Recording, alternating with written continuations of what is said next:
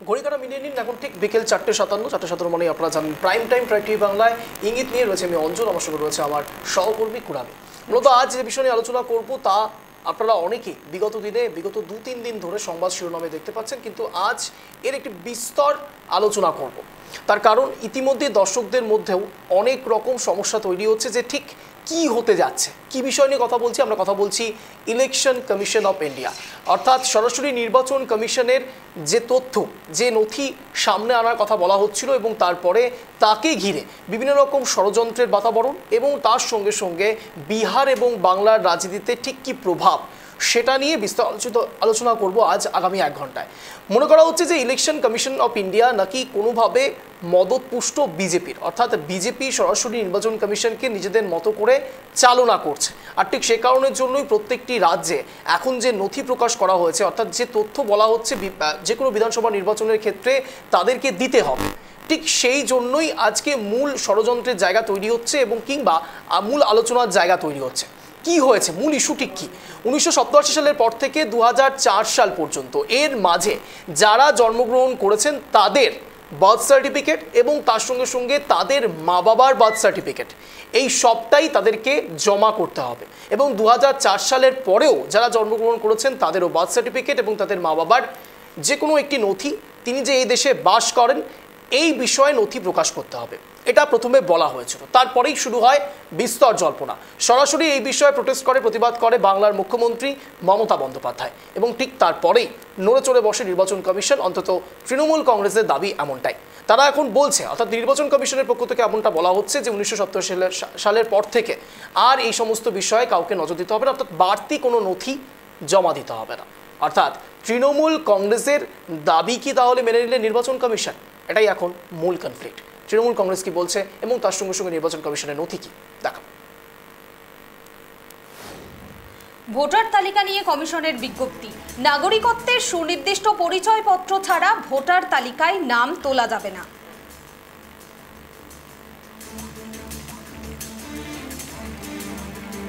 এছাড়াও 2003 সালের ভোটার তালিকায় যাদের নাম ছিল না তাদের জন্মস্থানের প্রমাণ্য নথি জমা করতে হবে।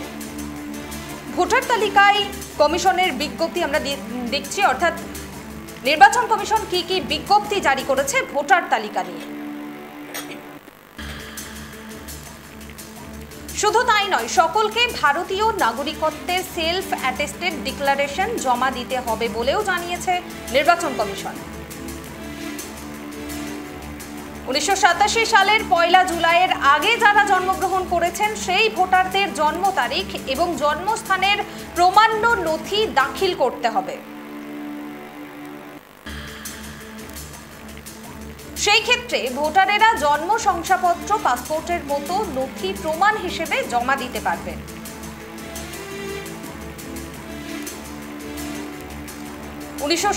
সালের 1 জুলাইয়ের পরে যারা জন্মেছেন তাদের নিজের পরিচয়ের প্রমাণ্য নথির সঙ্গে বাবা মায়েরও নথি জমা দেওয়ার কথা বলা হয়েছে।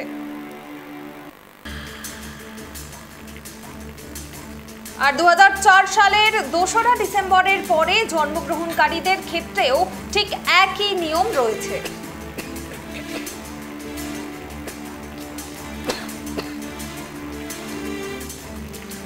কয়েকদিন আগেই মুখ্যমন্ত্রী মমতা বন্দ্যোপাধ্যায় বিহারে ভোটার তালিকায় বিশেষ বা নিবিড় সমীক্ষার প্রসঙ্গ টেনে সুর চড়িয়েছিলেন।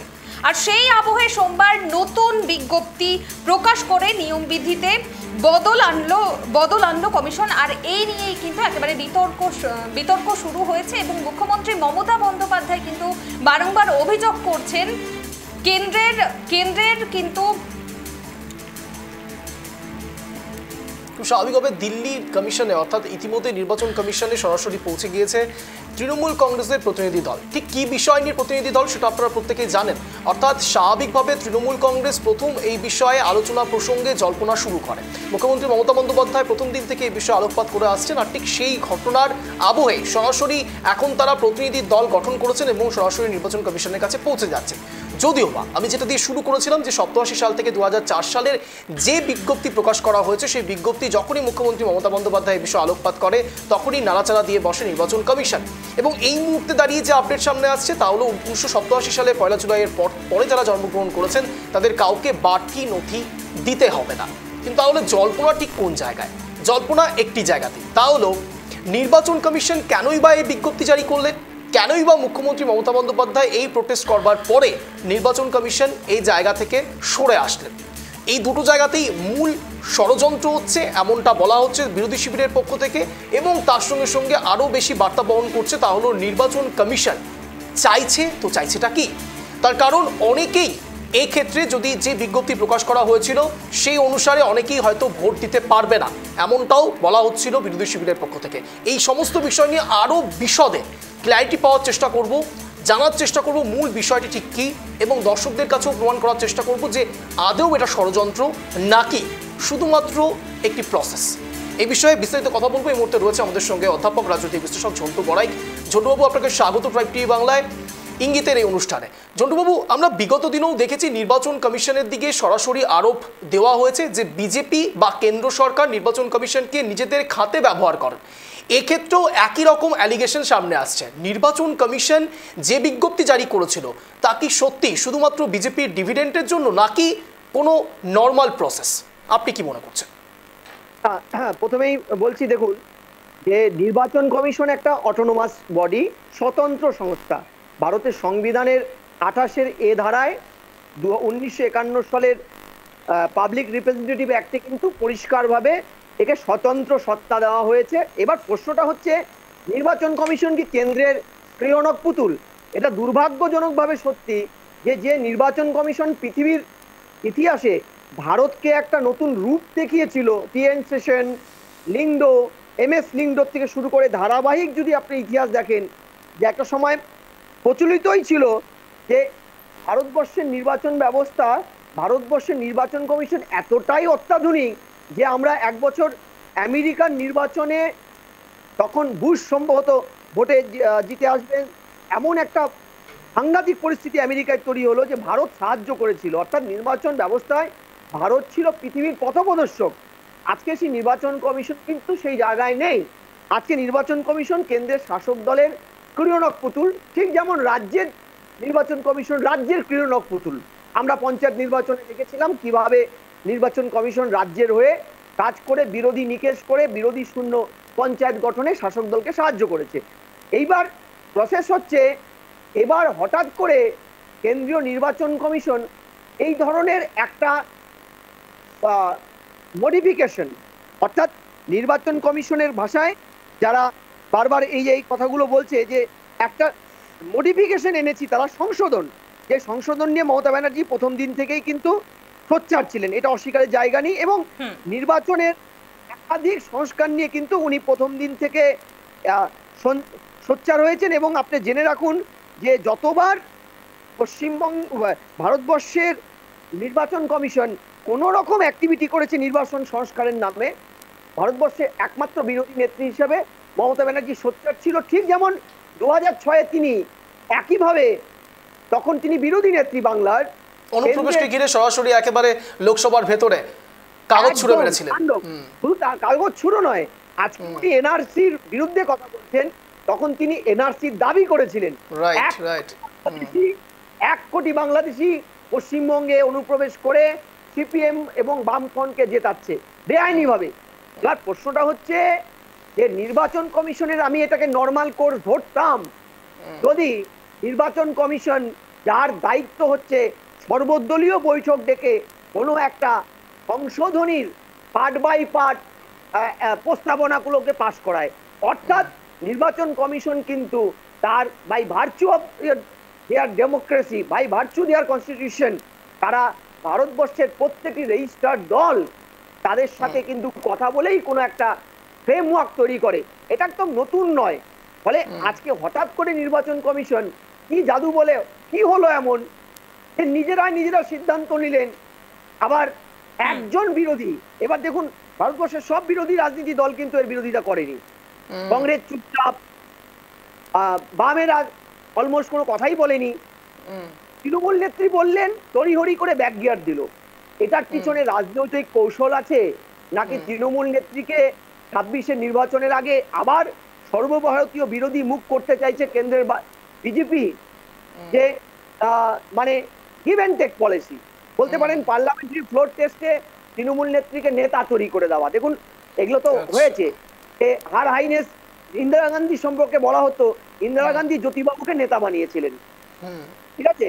এই জন্য দেখবেন এমার্জেন্সিতে সব নেতার কেশাগ্র স্পর্শ হলো, জ্যোতিবাবুর কেমন। কিন্তু আমাদের দুর্ভাগ্য ঝন্টুবাবু, এই কেন্দ্র রাজ্য সমন্বয় যদি আমরা 100 দিনের কাজ কিংবা আবাসের ক্ষেত্রে দেখতে পেতাম, তাহলে হয়তো সাধারণ মানুষ একটু উতরে যেতেন। কিন্তু প্রশ্ন হচ্ছে অন্য একটি জায়গাতে ঝন্টুবাবু, তা হলো নির্বাচন কমিশনের পক্ষ থেকে যে বিজ্ঞপ্তি জারি করা হয়েছিল, আমি একটু সংক্ষেপে জানার চেষ্টা করব দর্শকদের উদ্দেশ্যে, এটা সত্যি কি সাধারণ মানুষের ভোটাধিকার কেড়ে নেওয়ার একটি প্রসেস ছিল?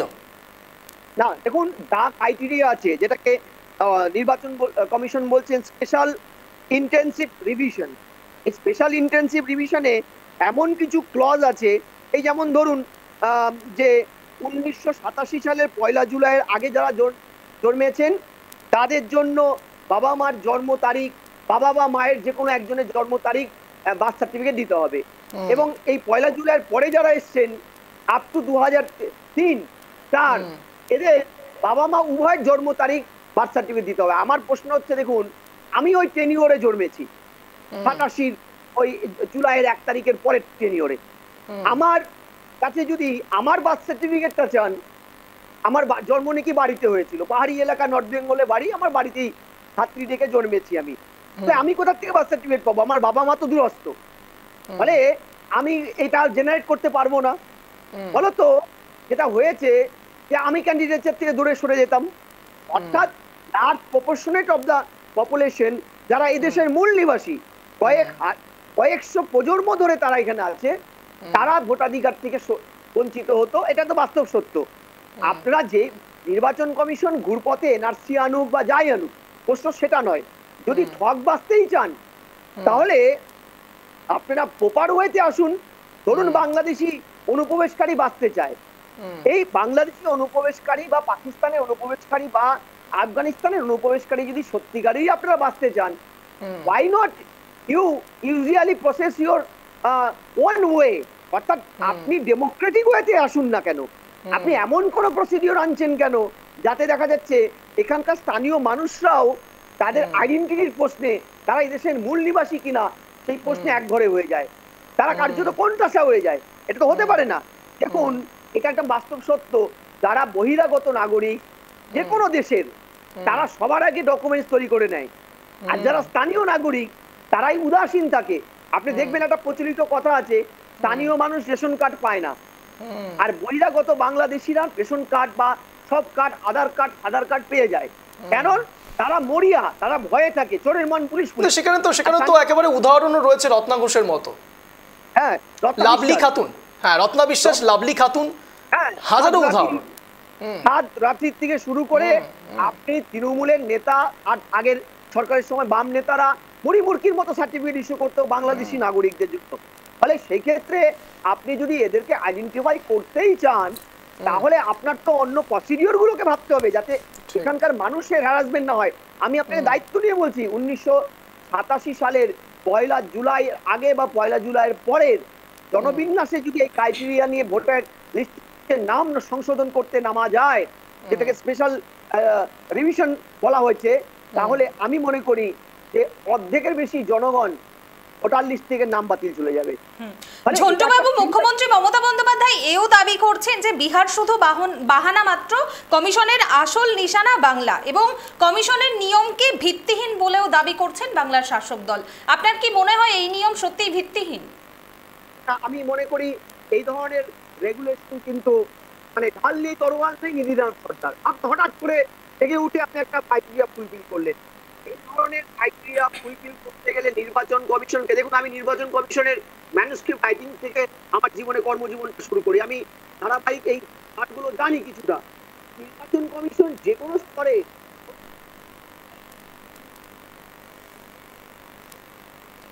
সাউন্ড লিক করছে।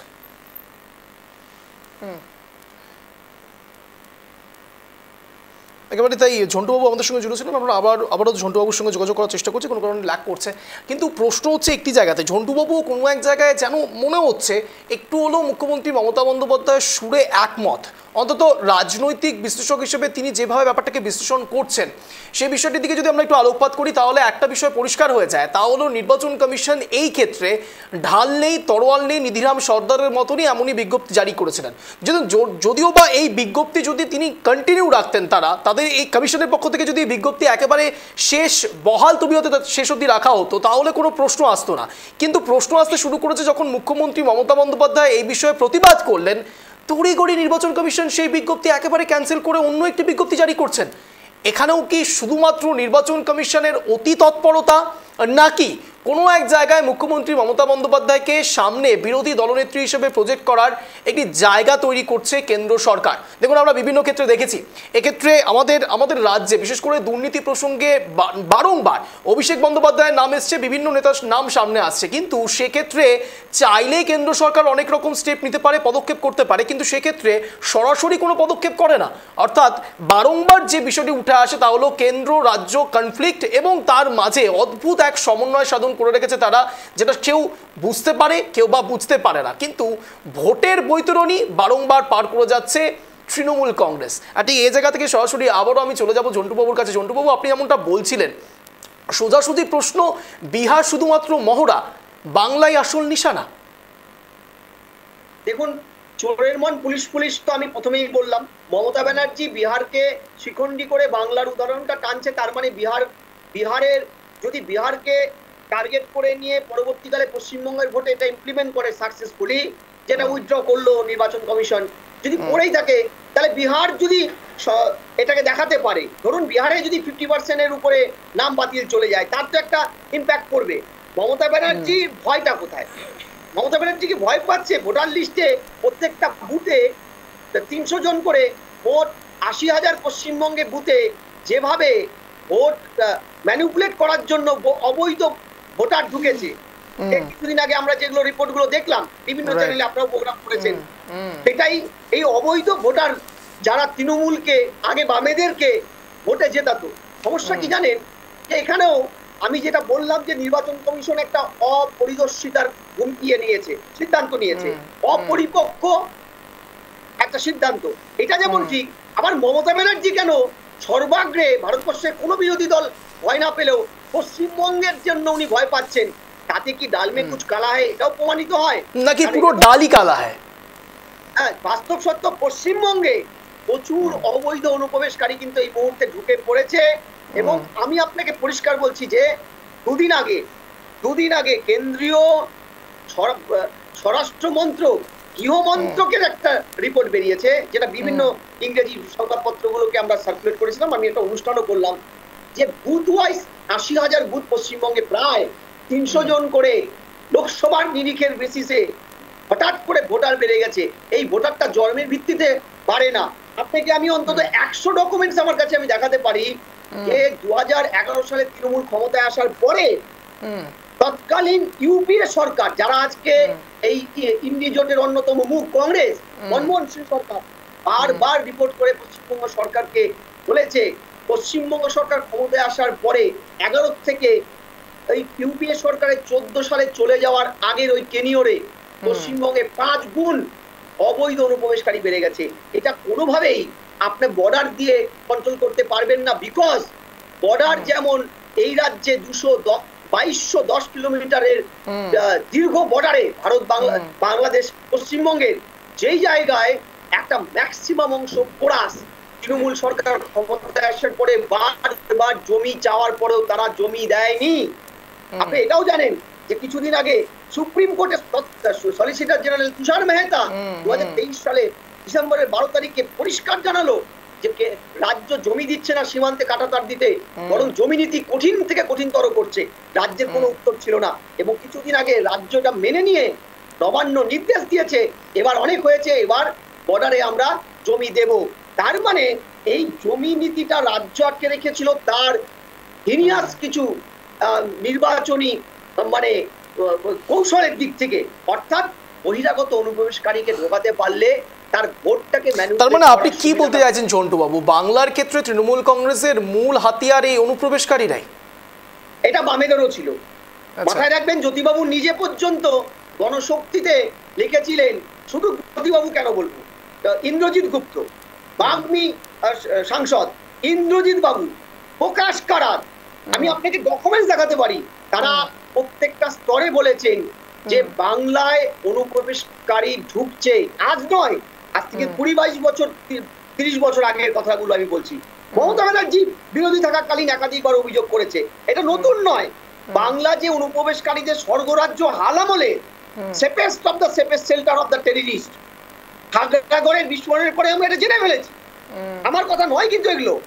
শেখ হাসিনা সরকার তৎকালীন বাংলাদেশের ভারতবর্ষের গৃহমন্ত্রককে চিঠি দিয়ে বলেছিল খাগড়াগড় বিস্ফোরণের পরে, আমরা এই পারে ক্ষুদ্র ক্ষমতা দিয়ে জঙ্গিদের নিকেশ করছি, আর কাঁটাতারের বেড়া পার করে আপনার দেশের একটি অঙ্গরাজ্য পশ্চিমবঙ্গে গিয়ে এদেশের জঙ্গিরা খুদে ভাতে মানুষ হচ্ছে। আপনি মনে নেই কিছুদিন আগে 7 রাতি ধরা পড়লো কেরালায়, যার পশ্চিমবঙ্গে 2 জায়গায়, হরিহর পাড়া আর মুর্শিদাবাদের আরেকটি জায়গা নওদা, 2 জায়গায় তাদের ভোটার কার্ড, যার বৌদি রোকেয়া তিনি হচ্ছেন তৃণমূলের পঞ্চায়েতের অন্যতম নেত্রী। ফলে তৃণমূল যে শিল্প ইন্ডাস্ট্রি করে নিয়েছে বিরোধী মানে অবৈধ অনুপ্রবেশকারীদের সার্টিফিকেট দেওয়ার জন্য, ভারতবর্ষের যে কোনো প্রান্তে আপনি যান, কিছুদিন আগে কর্ণাটকের চিত্রকূটে 10 জন বাংলাদেশি ধরা পড়েছে। তারা জানা গেল পশ্চিমবঙ্গ থেকে 5,000-6,000 টাকা তৃণমূলকে দিয়ে voter card, I card, Aadhaar card, mother card. Jhantu বাবু, এই এফেক্টটা বা এই প্রভাবটা এবার কি এই ক্ষেত্রে পড়তে শুরু করছে? কেননা আমাদের ভারতবাসীদের মধ্যে, বিশেষ করে তো বিগত কিছুদিন আগেই আমি দেখলাম সরাসরি কোচবিহারের এক বাসিন্দা এবং তার সঙ্গে সঙ্গে ইটাহারের এক বাসিন্দা, তারা ভিন রাজ্যে কাজ করতে গিয়েছে, শুধুমাত্র অনুপ্রবেশকারী বলে তাদেরকে বাংলাদেশে পাঠিয়ে দেওয়া হচ্ছে। এই ছবিটাও ধরা পড়ছে। শুনুন, বিজ্ঞানে একটা শব্দ আছে, অটোনোমাস অটোজেনি রিপিটস ফাইলোজেনি, অর্থাৎ এই যে বাংলাভাষীদের দুর্ভাগ্যজনকভাবে পশ্চিমবঙ্গের বাসীদের, বিশেষ করে তারা যদি মুসলিম ধর্মের হয়, তাদের যে ভারতবর্ষে বিভিন্ন প্রান্তে হেনস্থা হচ্ছে, এই হেনস্থাটা আজ নয়, জ্যোতিবাবুর সময় ঠাকুরে মহারাষ্ট্রে এক ট্রেন ভর্তি বাংলাদেশি চিহ্নিত করে এ রাজ্যে পাঠিয়েছিল। উলুবেড়িয়া স্টেশনের কাছে ট্রেন থেকে নামিয়ে জ্যোতিবাবু তাদের উলুবেড়িয়াতে থাকার ব্যবস্থা করেন। এটা নতুন নয়। আপনি মনে রাখতে হবে, সবাই যেমন বাংলা কথায় বললে বাংলাদেশি হয় না, এই যে ভুল পারসেপশনটা ভারতবর্ষে ছড়িয়ে গেছে, সেটা কিন্তু তার জন্য দায়ী পশ্চিমবঙ্গের শাসক দল। তখন ছিল বামপন্থ, এখন তৃণমূল। আজকে আপনারা এমন একটা বাইনারি তৈরি করেছেন যে পশ্চিমবঙ্গে এত বেশি অনুপ্রবেশকারী ঢুকছে, জঙ্গি ঢুকছে, ভারতবর্ষে বিভিন্ন প্রান্তে বিস্ফোরণ করছে। আপনি বুদ্ধগয়ায় বিস্ফোরণ, পশ্চিমবঙ্গের জঙ্গি ছিল, বাংলাদেশি জঙ্গি। আপনি চলে যান কর্ণাটকে ব্যাঙ্গালোরের কফি হাউসে বিস্ফোরণ, পশ্চিমবঙ্গের জঙ্গি। ফলে একটা পরিষ্কার সত্য বাইনারিটা আমরা তৈরি করেছি, তার খেসারত দিতে হচ্ছে এদেশের, এ রাজ্যের স্থায়ী বাঙালিদের। কারণ আমি তো অধ্যাপক, আমি এখন ভয় পাই। দিল্লিতে আমি তো আমরা সারা দেশে ঘুরে ঘুরে বিভিন্ন বিশ্ববিদ্যালয়ে লেকচার দিই, একাডেমিক প্রোগ্রাম করি। কোন দিন আমাকে না হেনস্থার সম্মুখীন হয়। আপনি বাংলায় কথা বলেন, you are from Bangladesh, West Bengal, that's why you are কিটা বাংলাদেশি। হতেই পারি, আমি হতেই পারি, কারণ আমরা তো বাইনারিটা তৈরি করেছি। আমরা তো বাংলাদেশিদের চিহ্নিত করি না, আমরা জামাইয়া ধরে তাদেরকে ভোট ব্যাংকের জঙ্গিপনার জন্য ব্যবহার করি। আপনি একজন অধ্যাপক বা রাজনৈতিক বিশ্লেষক হিসেবে এর ভবিষ্যৎটা কি দেখতে পাচ্ছেন, কি মনে হচ্ছে? ভবিষ্যৎ ঝরঝরে আমাদের। একে বাংলায় শিক্ষা প্রতিষ্ঠানে বাঙালি ছেলে মেয়েরা পড়তে যেতে পারে না, গেলেই তৃণমূলের মানে 65 বছরের ছাত্র নেতার হাতে রেপ হতে হবে।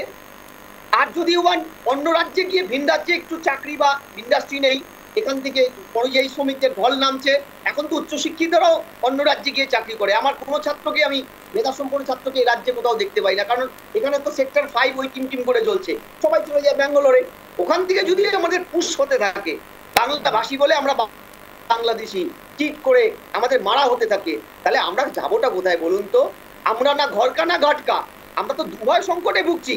আমরা তো শাকের করাতের দোষ আমাদের। না, আমার সম্প্রতি আপনার এই কথা থেকে একটু মনে পড়ে যাচ্ছে একটি বিশিষ্ট প্রতিষ্ঠান, আমি তার নাম এখানে সরাসরি রাখতে চাইছি না, বিজ্ঞপ্তি জারি করে বলেছিলেন যে সেখানে কোনো রকম বাঙালি কাউকে লাগবে না, তারা হিন্দিভাষী কাউকে চাইছে। একেবারে সম্প্রতি এই ঘটনাটি ঘটেছে, কলকাতার বুকে এই ঘটনা ঘটেছে। এটা বাংলায় থেকে বাংলায় রীতিমতো তারা ব্যবসা করছে, সেই জায়গাতে বাঙালিদের তারা নিতে চাইছে না। এই যে রূঢ়তা দিনের পর দিন তো বাড়ছে বাংলার বুকে, তাহলে বাংলার আলাদা জায়গায় গিয়ে এই ধরনের সমস্যায় পড়বে কি? বাংলার মধ্যেই তো আমরা রীতিমতো সমস্যার মধ্যে জর্জরিত হয়ে যাচ্ছি। এটা দায়ী কে? রাজ্যটা কি ট্রাম্প চালাচ্ছে, ইসরায়েল চালাচ্ছে, ইরানের খামেন চালাচ্ছে, নাকি মোদী সাহেব চালাচ্ছে রাজ্যটা? তৃণমূলের যারা বাঙালি চিৎকার করে, বাঙালি অস্মিতা নিয়ে কথা বলে, সেই তৃণমূল সরকার চালাচ্ছে। আপনি খাল কেটে কুমির এনেছেন, আপনি যোগ্য বাঙালি ছেলে মেয়েকে পাননি পলিটিশিয়ান এমপি হওয়ার জন্য। আপনাকে ডাকতে হয়েছে গুজরাট থেকে, আপনাকে বাংলা না জানা গুজরাটি, বাংলা না জানা বিহারের প্রতিনিধি ডেকে এনে আপনাকে সাংসদ করতে হয়েছে। আপনাকে আপনাকে ইয়ের থেকে, অসম থেকে আনতে হয়েছে, আপনাকে আনতে হয়েছে দিল্লির থেকে। এনে আপনাকে যখন এখানে প্রতিনিধিত্ব করতে হচ্ছে, ভারতবর্ষে একটা নজির দেখাবেন কোন রাজ্য তার রাজ্যের ভাষা না জানা অন্য কোন সম্প্রদায়ের মানুষকে সেই রাজ্যে কোনো একটা পঞ্চায়েতে দাঁড় করিয়েছে। আমরা এমপি পদে দাঁড় করিয়েছি। ইরফান পাঠান জীবনে কোনোদিনও মুর্শিদাবাদে আসেনি, কলকাতায় এসেছে ক্রিকেট খেলতে, বাংলা বলতেও পারে না, জানেও না। আমার এখান থেকে একেবারে মনে পড়ে যাচ্ছে ঝন্টুবাবু, তা হচ্ছে মুর্শিদাবাদে যখন ঘটনা ঘটছে তখন রীতিমতো সে চা খাচ্ছে, চায়ে চুমুক দিচ্ছে, এই ছবিও ভাইরাল হয়েছিল। একেবারে আমি বুঝতে পেরেছি, হ্যাঁ বুঝতে পেরেছি, তার মনের মিলটাই নেই, সরাসরি সেই জায়গার সম্বন্ধে তার মনের মিল নেই। তার তো এই মাটির প্রতি টান থাকার কথা না রে ভাই। আম গাছে যদি তুমি কাঁঠাল গাছের ছাল লাগাও, এটা হয়? ফলে আমরা যদি নিজেরা ঘরে দুর্বল থাকি, ফলে আমার রাজ্যেই শিল্পস্থানে আমাদেরকে নেবে না, কর্মস্থানে বাংলা জানলে সেখানে বাধ্য হতে হবে আমাকে। দেখিয়েছো রাজ্যের শাসক দল ওখানে গিয়ে একটা পিটিশন দাখিল করেছে। ঠিক একেবারে ঝন্টুবাবু বুঝতে পেরেছি, অর্থাৎ এক কথায় আমাদের সৌজন্যতা, আমাদের সবসময় এই নমনীয়তাই আমাদের জন্য আরো বেশি কঠিন হয়ে দাঁড়াচ্ছে আগামী দিনে। আমি আবারও ফিরবো, কিন্তু সময় এখন একটা ছোট্ট বিরতি, ফিরছি বিরতির পর, কোথাও যাবেন না, দেখতে থাকুন প্রাইম টাইম ইঙ্গিত।